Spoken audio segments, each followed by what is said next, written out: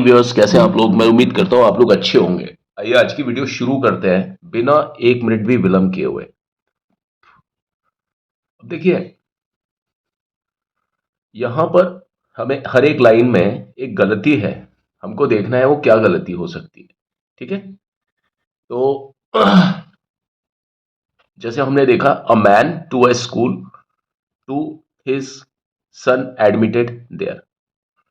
अब देखिए, यहां पर कोई भी वर्ब नहीं है, ये वर्ब लिखी हुई है, लेकिन ये verb a man to a school to his son admitted there, ये पूरा एक सेंटेंस है, लेकिन ये बहुत ज्यादा क्लमजी सेंटेंस लग रहा है, अजीब सा लग रहा है सेंटेंस। अगर ये यहां से लेके पूरा यहां तक एक सेंटेंस है और यहां पर कहीं भी कोई ऐसी वर्ब नहीं दिख रही है, वर्ब के नाम पर ये है, लेकिन इसको लगाने के बावजूद भी सेंटेंस बड़ा अजीब सा लग रहा है, समझ में ही नहीं आ रहा सेंटेंस में क्या लिखा हुआ है, क्या कहना चाहता है। तो हम सीधा सा क्या करेंगे, अब मैन, है ना, या क्या लिखेंगे, वेंट, क्योंकि ये कोई किस्सा बता रहा है। A man went to a school, ये हो जाएगा a man went to a school, है ना। ठीक है ना। To his son, a man एक आदमी, गया, went to a school school को, एक आदमी गया स्कूल को, है ना, स्कूल को,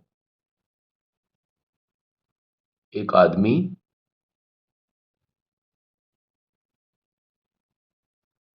एक आदमी स्कूल को गया। वेंट मतलब स्कूल को गया, इसका मतलब है गया। किसके पास गया, टू हिज सन, अपने बेटे के पास।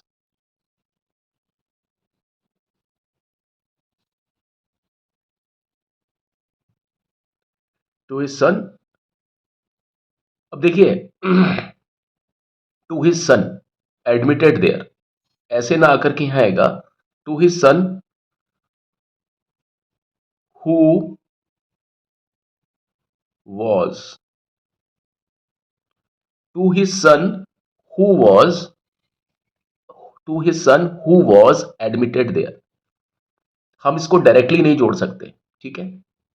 हमको जब सन का इंट्रोडक्शन देना है कि भाई सन है, लड़का है, वो एडमिट हुआ, वहां पर स्कूल में एडमिट था, तो हु वॉज, जो कि स्कूल में जिसका एडमिशन था, एडमिटेड मतलब जिसका एडमिशन था, एडमिटेड जिसका एडमिशन था, कहां, वहां इस स्कूल में। यहां पर देयर का मतलब है, क्योंकि जो देयर है वो स्कूल के लिए प्रयुक्त हुआ है, ठीक है। यहां फुल स्टॉप हो गया। The principal asked the boy, the principal asked the boy, ये प्रिंसिपल आस्क्ड द बॉय, यहां तक कोई गलती नहीं है। प्रधानाचार्य ने, प्रधानाचार्य पूछा लड़के से, प्रधानाचार्य ने पूछा लड़के से। अब देखिए, आस्क्ड के बाद में द बॉय, अब यहां पर आना चाहिए दैट। प्रधानाचार्य ने पूछा लड़के से कि, क्या पूछा, यह आएगा कि। प्रधानाचार्य ने पूछा लड़के से कि, आस्क्ड के बाद में अगर कोई व्यक्ति का नाम आता है ना, तो उसके बाद में दैट जरूर आता है, फिर मेन सेंटेंस फिर से शुरू होता है। That he had learnt already, he had learnt already,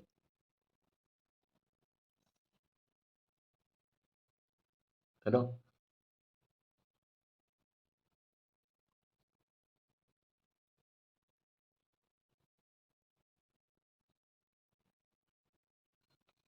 ठीक है, before he had learnt already, principal ने उसको पूछा, द बॉय अब यहां देखिए दैट, अगर हम लगाएंगे that he had learned already, अब जब पूछा है तो यहां पर दैट आएगा या नहीं आएगा? दैट यहां पर देखिए आ भी सकता था, लेकिन ये जो फॉर्मेट है ना, ये आप देखिए, ये जो फॉर्मेट है पूरा किसका है? ये है आपका एक क्वेश्चन पूछा हुआ है। तो the principal asked the boy whether whether he had learned already, क्या उसको पहले से ही मालूम है क्या? है ना? क्या आपको पहले से ही पता है क्या? द बॉय वेदर, कि क्या, वेदर का मतलब होता है कि क्या।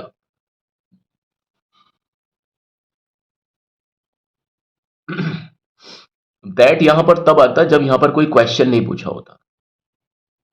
ठीक है, उसको हाँ या ना वाला जब हम क्वेश्चन पूछते हैं ना, तो उसमें वेदर लगाते हैं, और जब वेदर लगाते हैं तो उससे पहले दैट नहीं आएगा, ये याद रखना। ठीक है, ये मैंने आपको क्यों बताया कि आपको सेंटेंस को पूरा देखना पड़ता है पीछे तक। जब तक मैंने ऑलरेडी को पीछे तक देखा, जब तब मुझे पता पड़ा यहां दैट तो आना ही नहीं है, यहां वेदर आना है। क्योंकि यहां पर ये चॉइस पूछ रहा है किससे? प्रिंसिपल पूछ रहा है बॉय से, लड़के से, कि क्या तुमको ये सवाल आता है या नहीं आता है। जब हम दो चीजों में से पूछते हैं ना, आता है या नहीं आता है, तो वहां पर वेदर लगाते हैं, कि क्या, कि क्या, इसका मतलब होता है कि क्या तुम्हें ये सवाल आता है या नहीं आता है। ठीक है, अब before the boy answer, before the boy answer, लड़के के जवाब देने से पहले, बिफोर द बॉय आंसर। अब देखिए यहां पर एक प्रॉब्लम है, ये जब पास्ट टेंस चल रहा है, ये पास्ट टेंस चल रहा है, ये पास्ट परफेक्ट हो गया यहां पर। ठीक है, क्योंकि ये इनडायरेक्ट वर्जन है, तो डायरेक्ट से इनडायरेक्ट बनाया, तो डायरेक्ट में इसमें सेकंड फॉर्म होगी, वहीं इनडायरेक्ट बनाते ही इसमें थर्ड फॉर्म हो गया, इसलिए ये थर्ड फॉर्म हुआ है, यानी हेड के बाद थर्ड फॉर्म। लेकिन फिर से ये नया सेंटेंस शुरू हुआ है, ये जब मैं आपको टेंस समझाऊंगा तो ये बिल्कुल आपके बिल्कुल क्लियर समझ में आ जाएगा, don't worry. Before the boy answer, लड़के के जवाब देने से पहले ही। अब यहां पे मीनिंग तो आपके समझ में आ रहा है, लेकिन ये टेंस का क्या? जब सब चीज पास्ट टेंस में चल रही है, ये पास्ट टेंस में गया ऊपर, हु वेंट, वेंट गया पास्ट टेंस में, है ना? वेंट पास्ट टेंस में गया, ये यहां पर आस्क्ड पास्ट टेंस में गया, ये तो पास्ट के भी पास्ट में गया। तो हमको फुल स्टॉप के बाद में दोबारा से पास्ट टेंस ही लिखना है, यानी हमको पास्ट टेंस सीरीज ही बनानी है इसकी, भूतकाल वाली। बिफोर द बॉय आंसर्ड, है ना, लड़के के जवाब देने से पहले ही, द फादर क्विकली, पिता ने जल्दी से, रिप्लाई किया, रिप्लाई दिया। यहां पर एक गलती थी ना, आंसर की जगह आंसर्ड, यानी जवाब दिया, दिया, देता है नहीं, दिया। क्यों? क्योंकि ये पास्ट टेंस में चल रही सारी बात, कोई भूतकाल का कोई किस्सा है। The father quickly replied, replied, पिता ने जवाब दिया, रिप्लाइड दैट,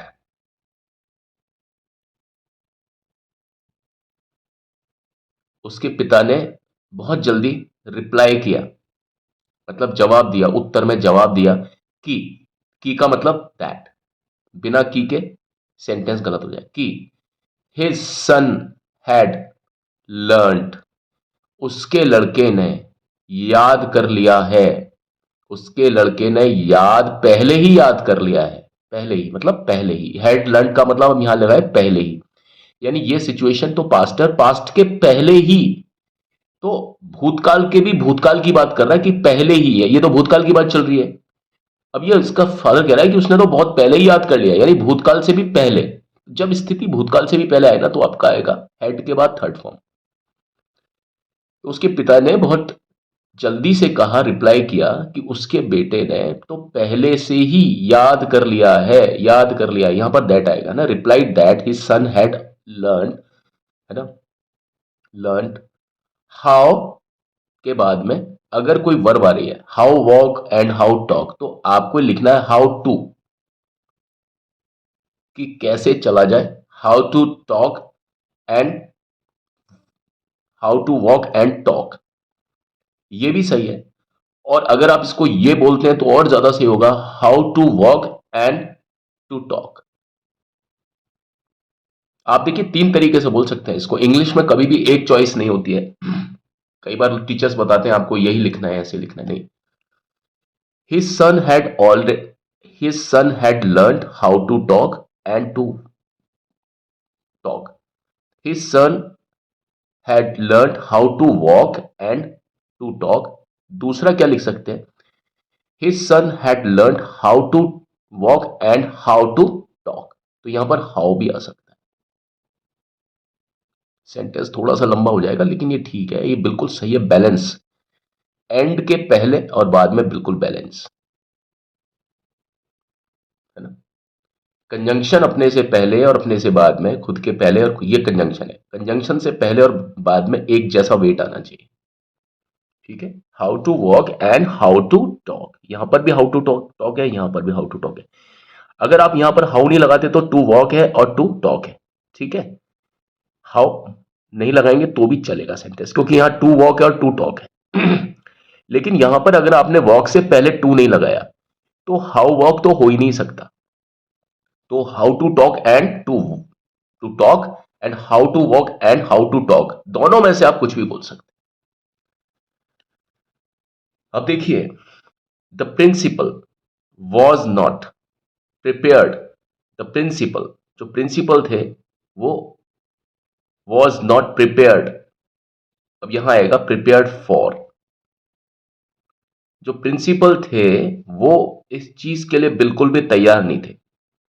फॉर, प्रिपेयर्ड के बाद आएगा फॉर। ये वर्ब है, वर्ब के बाद में ये प्रेपोजिशन आएगा, है ना। ये प्रिपेयर्ड के बाद में और ये प्रेपोजिशन आता है इस तरह के चीजों में, है ना। जब नाउन आ रहा है पीछे